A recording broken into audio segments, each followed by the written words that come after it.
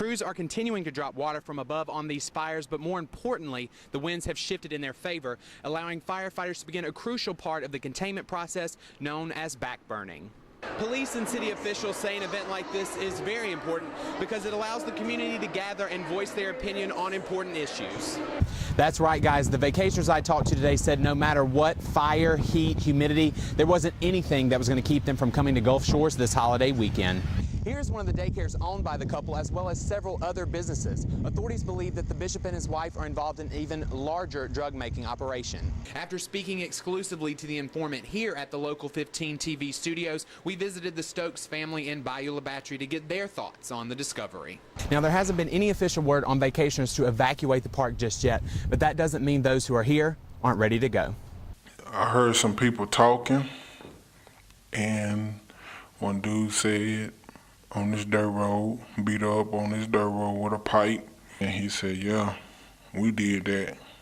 So they ain't gonna find that body. A local man has come forward saying he knows whose remains were found in Grand Bay on Saturday. But before I called them, I wanted to make sure that it was the right information. So I heard it from somebody else. And that person I heard it from, I said, yeah, that's her then. The informant, who wishes to remain anonymous, says the remains are those of Tammy Stokes. Stokes, who allegedly had a drug problem herself, was a key witness in a federal drug investigation in 2008. She went missing shortly after the case ended. After speaking exclusively to the informant here at the Local 15 TV studios, we visited the Stokes family in Bayou La Battery to get their thoughts on the discovery. Cherry Stokes, Tammy Stokes' mother, was contacted by investigators saying they are 90% sure the remains are her daughter's. A guy had told them where to find a body. Said it would probably be Monday by dental records to identify if it's her or not. Stokes says the past 3 years without her daughter have been unbearable, and she just wants some closure. I'm hoping it's her so I can get restitution, I can bury her, and I can tell her daughters, her babies. As for the informant coming forward, Stokes is extremely grateful. I appreciate it. You know, he must be a good person to come forward because most people wouldn't do it.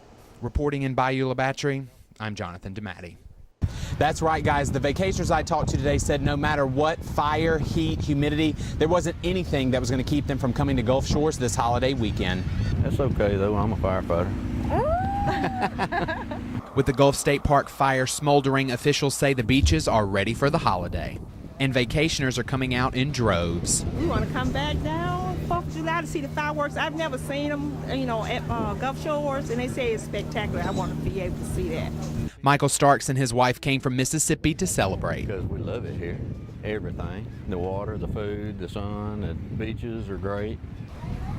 So no matter what the reason, locals are excited to see beachgoers after the massive fire. It's great. It's great for the economy, you know, just bring things back to Gulf Shores. Reporting in Gulf Shores, Johnathan DeMattei. That is a daughter's reaction to her parents' arrest.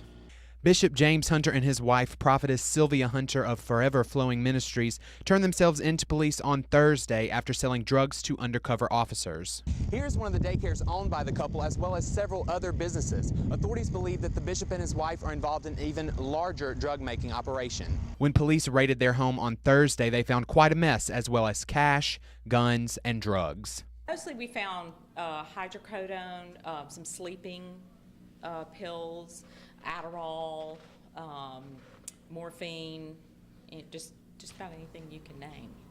This is a pretty big bust for us. We're considering it. The Hunters, seen here at their church in Mobile, were the last people their neighbors ever suspected of a crime like this. We talked about them with everybody. We talked about how friendly they were, and they always were, you know, always spoke and always went out of their way to speak. The couple has agreed to help police in the investigation, but for now, the neighbors are being cautious. Of course, I called ADT and had them come put a new alarm on that. Reporting in Mobile, Johnathan DeMattei.